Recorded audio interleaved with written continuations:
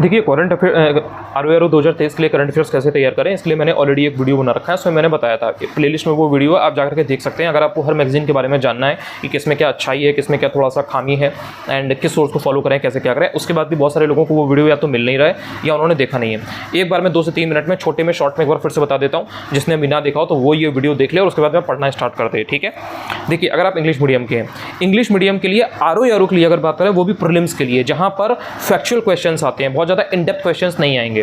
सो उसमें English medium के लिए कोई भी अच्छा सोर्स मार्केट में अभी अवेलेबल नहीं है जिससे आप टू द पॉइंट चीज़ें पढ़ो और आपको ROARO में क्वेश्चन डायरेक्ट मिल जाए। जो भी मटेरियल, जो भी सोर्स आपको मिलता है उसमें वो आपको देंगे 1000 चीज़ें, और 1000 चीज़ों में से आएंगी मुश्किल से 10 चीज़ें या 12 चीज़ें या 20 चीज़ें। अब आपके पास अगर इतना समय है कि आप उन 1000 चीज़ों को पढ़ो और फिर उसमें से केवल 10 या 15 या 20 चीज़ें करो, तो फिर आप कर लो। बिकॉज कंटेंट ही ऐसा है जो इंग्लिश ड्रिवन नहीं है, वहाँ पर उतना चीज़ों को फोकस नहीं किया गया है, ढंग से ध्यान नहीं दिया गया है। हिंदी में सोर्स बहुत अच्छे आपको मिल जाते हैं जिनसे रेशियो बहुत अच्छा रहता है, 90 to 95% कंटेंट आपको वहीं से मिल जाएगा, डायरेक्ट क्वेश्चंस आपको मिल जाते हैं। तो इंग्लिश वाले करें क्या, प्रॉब्लम ये आती है। सो इंग्लिश के लिए कुछ ऐसे सोर्सेज हैं जिनको अगर आप फॉलो करोगे तो आपको 90 to 95% तो नहीं, बट हाँ 85% तक आपको रिजल्ट मिल जाएगा। मतलब अगर हिंदी वाला कोई अगर बच्चा है तो अगर वो अपने सोर्सेज पढ़ के 20 क्वेश्चन में से 17, 18 या 16 कर ले रहा है तो आप भी 15 कर लोगे, इतना आपको समझना है। 15, 16 आप आराम से कर लोगे, थोड़ा सा मेहनत कर लोगे तो आप 18, 19 भी कर सकते हो, बट जो बताऊंगा उससे 15, 16 तो कर ही सकते हो। कौन से सोर्स फॉलो करने हैं? इंग्लिश के लिए एडुटेरिया आपको मिल जाएगी, 6-6 महीने का उनका कंपाइलेशन जनरली आता है, एग्जाम के पहले उनका ईयरली टाइप भी आ जाता है। सो एडुटेरिया और स्पीडी, इन दोनों को मिला के पढ़ लेना। अब इन्हीं दोनों को क्यों बताया, देखो इन दोनों में खास बात क्या है कि इनमें फैक्चुअल कंटेंट होता है, पहली चीज़। दूसरी चीज़ कि इनमें जो इन्फॉर्मेशन आपको दी गई है वो स्ट्रक्चर्ड वे में होती है, ऑर्गेनाइज्ड वे में होती है। जैसे आपको डिफेंस एक्सरसाइजेस पढ़नी है तो आपने डिफेंस एक्सरसाइजेस पढ़ ली, उसमें से भी आपने फिल्टर कर लिया कि यार ये इंपॉर्टेंट है। फ्रांस की पूछता है, यहाँ पे ये आपसे मालदीव की पूछ सकता है, यहाँ पे इधर ये शिप होता है जो एक INS जो इंडियन नेवल शिप होते हैं, इनके बारे में हर साल एक क्वेश्चन आ जाता है, मतलब अक्सर आ जाता है। 2021 में आया था, आई थिंक 2022 में भी आया था, इस बार भी पता नहीं आया था नहीं आया था, मुझे एक्जैक्टली याद नहीं है, लेकिन 21-22 में तो आया। तो आपने देखा कि यहाँ इंडियन नेवल शिप का आ रहा है, यहाँ पे जो एक थीम होती है, इंपॉर्टेंट डे होता है, इसके ऊपर क्वेश्चन आ रहा है, तो वहाँ पर सारे इंपॉर्टेंट डेज दिए रहते हैं, वहाँ पर सारी डिफेंस एक्सरसाइजेज दी रहती हैं, जो भी लोग नए अपॉइंट हुए होते हैं दिए रहते हैं, प्रेसिडेंट सारे एक जगह दिए रहेंगे, प्राइम मिनिस्टर्स एक जगह दिए रहेंगे।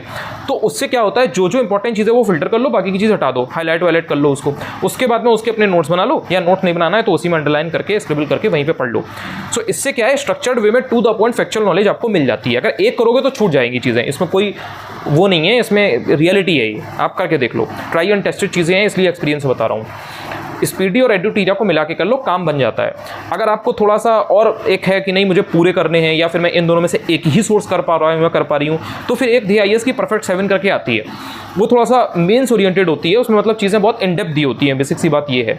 बट उसमें प्रीलिम्स ओरिएंटेड कंटेंट भी होता है, पूरा होता है, थोड़ा थोड़ा स्कैटर्ड होता है, मतलब बीच बीच में होता है। तो आप उसको उसमें से ध्यान से पढ़ो, एंड उसमें से जो हाईलाइटेड पोर्शन है, जो मेन चीज़ें हैं, जहाँ पे जो मेन कीवर्ड्स होते हैं, उनको आप पढ़ लो। वो प्रीलिम्स के क्वेश्चन होते हैं, डायरेक्ट क्वेश्चन होते हैं, वहाँ से आपको हेल्प मिलेगी। कहाँ से उसको अवेलेबल होगी, कहाँ से? DIS की वेबसाइट पे आप जाओगे, PDF फॉर्म में इंग्लिश एंड हिंदी दोनों में मिल जाती है। सो इंग्लिश वाले उसको आराम से कर सकते हैं। सो इंग्लिश वालों के लिए ये 3 ऑप्शन है। अगर आप हिंदी में बिल्कुल कंफर्टेबल नहीं हो तो ये सोर्सेस आपके लिए हैं। अगर आप हिंदी में कंफर्टेबल हो, being an English medium student, तो फिर आप क्रॉनिकल जो आती है हिंदी के मीडियम वालों के लिए, पतली वाली 30-32 रुपये की, 40 रुपये की आई थिंक आपको ये पड़ेगी, एंड उसको आपको कर लेना है। करंट में आपको मेन चीज़ें बेसिकली होती हैं, कुछ टेक्निकल टर्म्स में ऑब्वियसली आपको प्रॉब्लम होगी, लेकिन आप उसको कर लो, आपको हेल्प मिलेगी। बात करते हैं हिंदी मीडियम वाले क्या करें। हिंदी मीडियम वालों के लिए तरीका आप लोगों ने जो देखा है, जो आप लोग अभी तक देखते आ रहे हो कि एग्जाम के 20 दिन पहले, 22 दिन पहले जो घटना चक्र की आई दृष्टि आती है, उसको लेकर के बस आप उसे रटते हो, एंड आपने वहाँ पर वो जो इतना क्रूशियल टाइम होता है, वहाँ पर आपको एक्चुअल में स्टैटिक को रिवाइज करना चाहिए, एंड करंट अफेयर्स आपने पहले से थोड़ा हर महीने आपको पढ़ना चाहिए। और उसके बाद में एग्जाम के पहले जब आप वो घटना चक्र ही सिर्फ रिवाइज कर रहे होते हो, आई दृष्टि की पहली दूसरी बारी पढ़ रहे होते हो और उसी पर पूरा डिपेंड हो जाते हो, तो वो ना करते हुए अगर पहले से आपने चीज़ें कर रखी है तो आप उस टाइम पर स्टैटिक को रिवाइज कर पाओगे।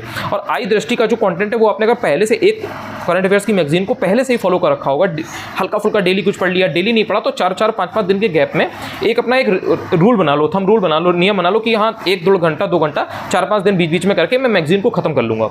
हर महीने जब भी मैगजीन आए तो उसको 3-4 दिन में, 5 दिन में कंप्लीट कर लो इस तरह से। तो उससे क्या होगा कि आपके पास बैकलॉग नहीं होगा। तो एग्जाम के पहले जब आई दृष्टि आएगी तो वो एक रिवीजन का काम करेगी। सोर्सेज में क्रॉनिकल पत्ती वाली आती है, वो आपको करोगे। उसके साथ में 3 से 4 महीने में जब आपको घटना सार है तो तो या तो घटनासार कर लो, तो क्रॉनिकल घटनासार इन दोनों को कर लोगे, मैक्सिमम क्वेश्चन मिल जाएंगे। घटनासार का नहीं करनी है, उसमें कंफर्टेबल नहीं हो तो जो बाई मंथली घटना चक्र आती है, हर 2 महीने में घटना चक्र की एक आती है, आपको मालूम है, आप पढ़ते भी हो बहुत से लोग, सो उसको कर लेना है क्रॉनिकल के साथ में। अब क्रॉनिकल को तो बाई मंथली करना है, उसमें कोई इफ बट नहीं है, उसको आपको मंथली करना है। क्रॉनिकल को लेकर के पतली सी होती है, टू द पॉइंट है, ऐड बैड होते नहीं है, काम की चीज़ें होती है। उसमें भी ऑल दो काफ़ी चीज़ों को फिल्टर किया जा सकता है। वो कैसे फिल्टर किया जा सकता है, मैंने ऑलरेडी 2 से 3 वीडियो बना रखे हैं, प्लेलिस्ट में जाओगे करंट अफेयर्स की वीडियो मिल जाएंगे। करंट अफेयर्स में फिल्टर कैसे किया जाता है, 100 चीज़ें दी हैं, उसमें से 10 चीज़ें इंपॉर्टेंट है, वो 10 चीज़ें कैसे पहचाने कि वो इंपॉर्टेंट है, ये चीज़ भी मैंने वीडियो बना रखा है, वो प्लेलिस्ट में आपको मिल जाएगा। यूबीपीसीएस के जो 43 क्वेश्चंस आए थे करंट अफेयर्स के, उसको मैंने पूरा डिकोड कर रखा है कि इसको देखो कैसे पता था कि ये इंपॉर्टेंट है, देखो ये कैसे रिपीटेड है, कहाँ से ये क्वेश्चन पूछा गया है, कि ये पता था कि यहाँ ये इंपॉर्टेंट है, ये आया है यहाँ से। तो इस तरीके की कुछ चीज़ें मैंने उसमें शेयर कर रखी है, वहाँ पे जाओगे वो वीडियो देखोगे, बहुत बढ़िया वीडियो है, बहुत कुछ सीखने को मिलेगा। जो इतना ज़्यादा जंग कबाड़ आप पढ़ते हो ना, पूरी मोटी कंपाइलेशन आप पढ़ लेते हो, डिफेंस एक्सरसाइज जो है वो सारी आपने पढ़ ली, जिम्बाब्वे की भी पढ़ ली, केन्या की भी पढ़ ली, नामीबिया की भी पढ़ ली, साउथ अफ्रीका की भी पढ़ ली, फिर आपने यहाँ सेशल्स की भी पढ़ ली, इंडिया, नेपाल, पाकिस्तान, चाइना, भूटान, जितनी कंट्रीज हैं आपने 190, 92, 95 सबकी पढ़ ली, और उसमें आई किसकी, वही जिसकी एक मोस्ट इंपॉर्टेंट है। तो ये नहीं करना है, तो इन सब चीज़ों को बचाने के लिए मैंने वीडियो बना रखा है, उसको आप जाकर के देख लेना। तो अगर आपने वो क्रॉनिकल पतली वाली कर ली, साथ में उसके बायोमेट्रिक घटना चक्र या घटनासार जब आएगी वो कर लिया, आपका काम बच जाएगा।